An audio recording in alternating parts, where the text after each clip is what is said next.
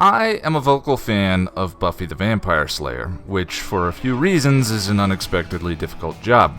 There's the Mormon abstinent sparkle vampire starefest, that is Twilight.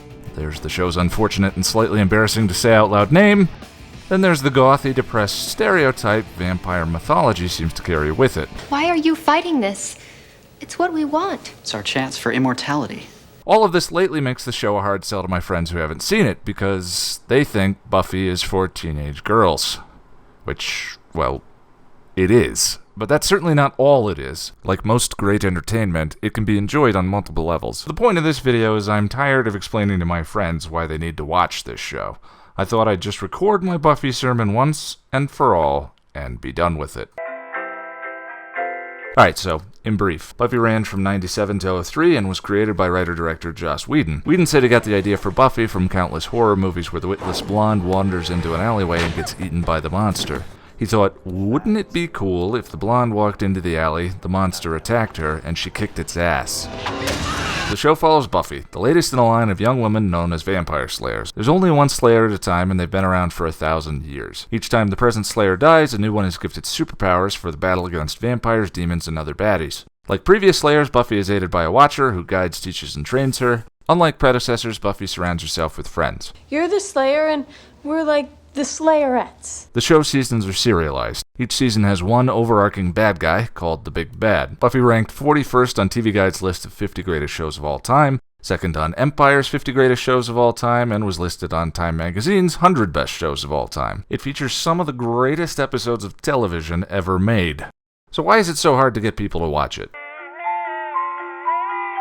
Twilight is about a catatonic teenager who falls for a creepy vampire boner that sparkles in the sunshine. Its underlying message is the only thing that matters is finding a man and submitting to him. Edward Cullen stalks What's-Her-Nuts, watches her sleep for months. I like watching you sleep. Do you do that a lot? Just the past couple of months. Corners her, abuses her, and she's totally fine with it. Buffy the Vampire Slayer, on the other hand, is about a girl with superpowers who punches people in the face.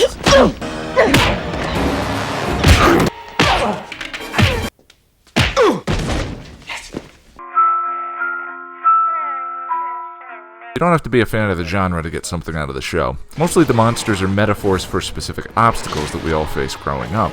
For instance, within the show's mythology, vampires are soulless creatures that don't age. According to Whedon, the soul, as it's depicted in the show, serves as a moral compass. Lacking that, vampires are driven by purely selfish motives, which means they're incapable of moral development. In other words, they can't grow up. You were my sire, man! You were my Yoda! Things change. Not us! Not demons! So Buffy being the Slayer allows her to kill vampires, metaphors for her personal demons that could prevent her from growing up. Anyway, the point is the monsters are not an end in and of themselves, but rather they are the medium for considering complex topics of morality, isolation, sexuality, and meaning. Also, they are things for her to punch in the face.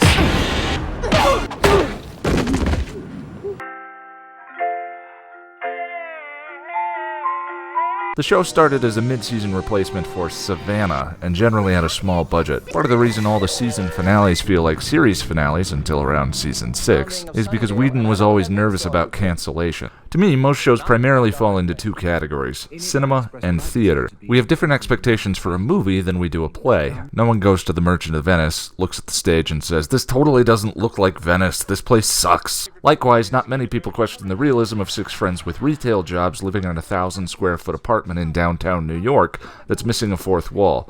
Anyone who wants to appreciate any show needs to be able to put production issues aside. Buffy isn't about the monsters, it's about her path to becoming an adult. Besides, are the effects any more egregious than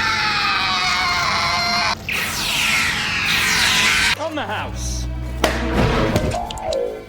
What are you gonna do? Moisturize me? With acid.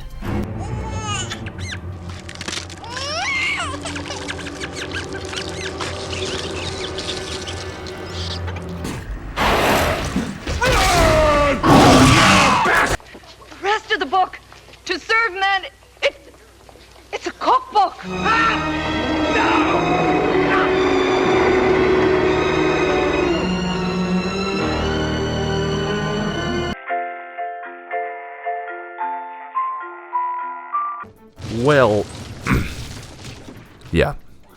Remember, mid-season replacement on a shoestring budget. The first season is rough.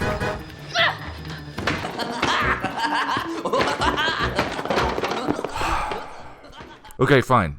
Really, there are only a couple of first season episodes you need to watch. But if you do go that route, I'm working on an episode-by-episode guide, which should be up here soon, if I don't get an attack of the lazy. Get through the first season. And I suggest the second. If you give it a good effort, and by the end of the second season you still think it's not a show for you... That's fine. I get that, but you're wrong and I hate you.